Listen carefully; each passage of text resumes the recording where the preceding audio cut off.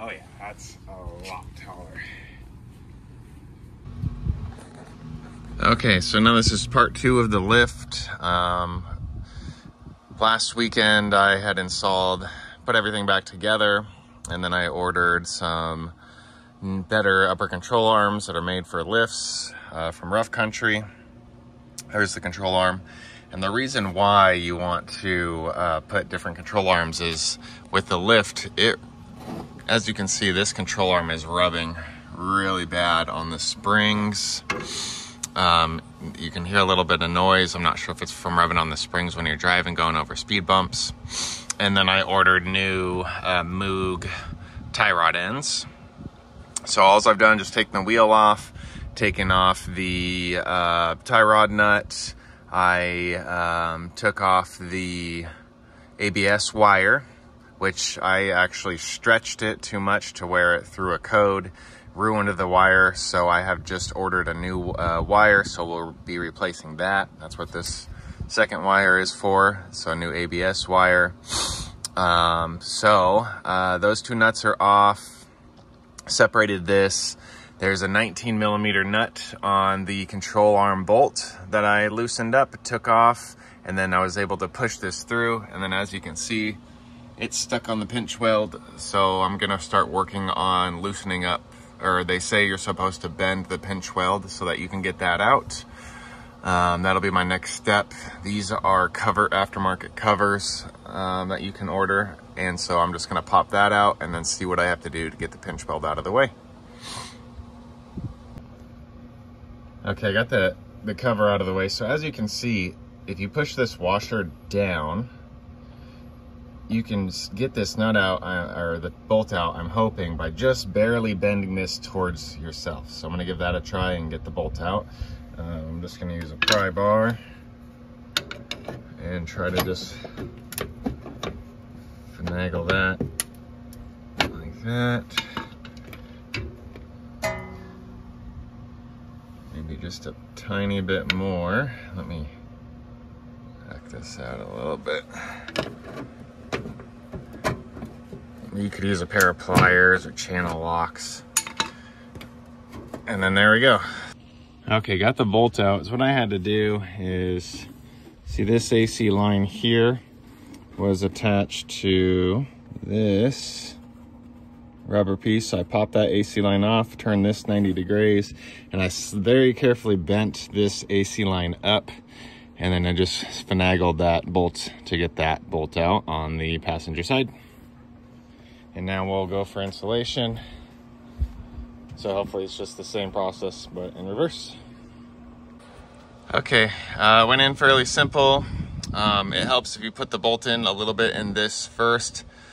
You know, push this in, push the bolt this far, you know, through the control arm, then line it up, then you can feed the bolt all the way through. Torque it to 85 foot-pounds. I can tell you now, this barely fit in there. I had it in like this, and I just, you know, I tightened up the other end, and then I just had enough to make sure that I was at 85, the best I could do. So we'll put, I'll probably get the control arm back connected here, and then we'll work on the new tie rod end. And then lastly, we'll get the new ABS wire put back in. Apologize if there's any wind noise. So to get the upper control arm back on, I did take off the upper part of the sway bar, and I just barely got it connected. This was super tight. So if you put it back on, just barely put the nut on, and then loosen the back nut, then this will just unscrew. Now I just loosened it just like a quarter turn, and I'm gonna leave that nut there as a reference point for alignment. You're still gonna have to get an alignment, but if you leave it there, then it'll at least be close, and you can get it to the alignment shop and not have to worry too much. So that I just undid the nut, and then now this comes right off. And then I ordered a Moog one. Let's see if they're about the same distance. Yeah, roughly about the same. So we'll just thread that back on, get that in, get the nut on, and then these ones are nice because it does have a greasable Zerk on it, and then we'll get everything else back together. Okay, got everything buttoned up now. 40 foot-pounds is what Rough Country says. Toyota says 45. I did 45. Just, I mean, there's no, it's a nylon nut insert, but there's no castle nut with the cotter key. This was 65, 67. This one down here, I think was 87. I'm gonna put a link in, but I got all those done. I got the cotter pin in there. I'm gonna do the other side, and the only tips and tricks I'll help you out with is how to get that bolt out on that side, and then we'll grease up the new ball joint, the new tie rod end. I got that nice and snug, everything buttoned back up. I did have to, and like I said, I took this off, keep it off so you can torque this down too, or you can't get a torque wrench in there. And then we'll do the other side. This side was a lot easier. That bolt can go all the way that way with no issue. And putting this side together is easier. I recommend taking this bolt and the other bolt and the clip on this side for the ABS wire. If you undo those three things, that way when this all comes undone, it won't be pulling on the wire, and it gives you enough slack. And then tighten everything up. Then I put the new tie rod end on. I don't have a grease gun here, so I need to get one, but I'll grease up the fittings probably later today or tomorrow. I'm gonna go ahead and jack up the car and start working on the diff drop. You gotta take off the 2 lower skid plates, and then I'll show you what to do after you get those out.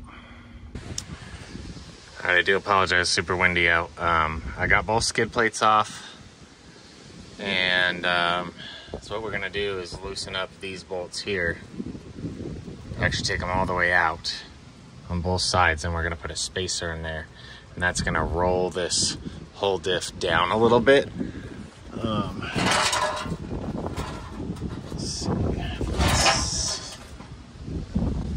See how the diff angle for the CV angle is pretty far down. So we'll see if that straightens it out a little bit. Any little bit makes a huge difference. So this vehicle's underweight. It's on ramps right now, but it's underweight. That's what the angle looks like. This is the hardware that came. This is just an Amazon kit. Had good reviews. So these will, you need longer bolts because you're gonna put these spacers in between the axle and the frame. You'll use the longer bolts here. New nuts and washers. And then I believe these are going to be longer screws and spacers to accommodate the skid plate. So there's those instructions. I watched a quick video. I'll just kind of film what I know. Okay, bolts came out pretty easy. It was just a 22. And you'll see it comes with a big washer. Make sure you put that washer in the same direction on the new bolt. But we'll put that in, and then for me, the nut came undone and just came right off. But you may have to put a wrench up there, and then you just put it in reverse order. Okay, as you can see, the spacer's in. Super easy. Hardest part's just holding the wrench and getting it tight on the top. Now, they give you this spacer, I believe, to go here.